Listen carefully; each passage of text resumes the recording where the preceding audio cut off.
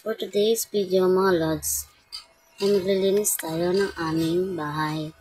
Bali pagkalis nga dyan ng mga bata papunta sa eskwela, ay umpisan ko na nga iligpit itong aming hinigaan. Hindi nyo nga na itatanong mga lods, ito nga tinitiran namin ay aming inuupahan. Halos 3 buwan pa lang nga kami nang upahan dito mga lods. Ang hirap pa lang mangupahan mga lods. Dahil dun nga sa iniwanan naming bahay ay libre kami tirahan, tubig at kuryente. Pagkatapos ko nga iligpit ang aming hinigaan ay winalisan ko naman itong sahig. Sunod ko naman ginawa ay lampasuhin itong aming sahig dahil maalikabok nga ito. Ako nga lang mag-isa dito mga lods ang naiwan sa bahay pag nga pumapasok sa eskwela ang mga bata. Mahirap pala mga lods ang mga upahan, lalo na isa lang ang nagtatrabaho sa inyo. Gusto mo man magtrabaho mga lods, ay hindi ka pa pwedeng trabaho, gawa ng ito nga mga bata ay walang mag-aasikaso sa kanila. Pagkatapos ko naman maglampaso mga lods ay inumpisa ko na rin tanggalin ang mga kalat-kalat dito sa lamesa. Bumili nga pala ako mga lods ng kalabasa at ng talong para ulam namin mamayang gabi. Balito nga palang inupahan namin mga lods ay hindi gawa ang kanyang likuran. Open pa lang siya mga lods. Pero kahit ganyan nga mga lods, hindi pa gawa ay pwede na itong tirahan dahil mura lang din namin ito nakuha. Mabalik nga tayo dyan sa aking ginagawa mga lods. Pagkatapos ko nga tanggalin ang mga kalat dyan sa lamesa, ay nilagyan ko nga ng tape itong plastic ng aming lamesa, gawa nga ng ito ay natatanggal. Itong ang aming lamesa mga lods ay plywood yan na gawa ng aking asawa.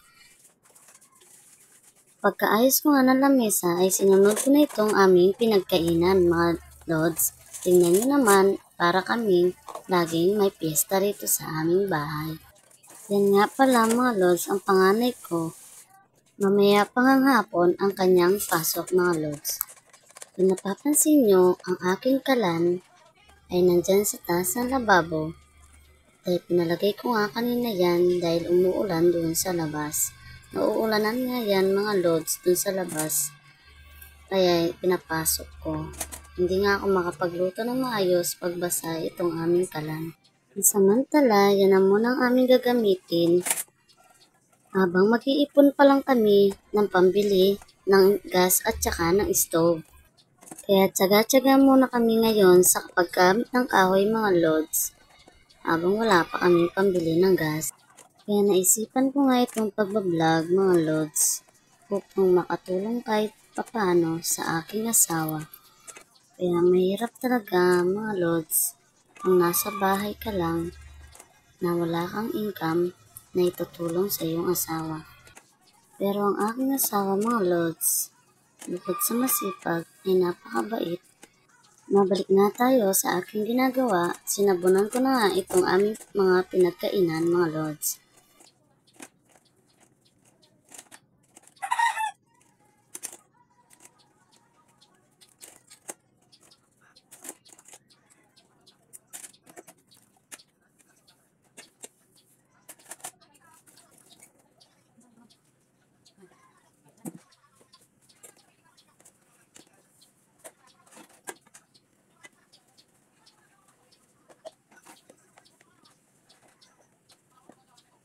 Ito ang lababo, kung nakikita nyo, nangangalawang na siya mga lods.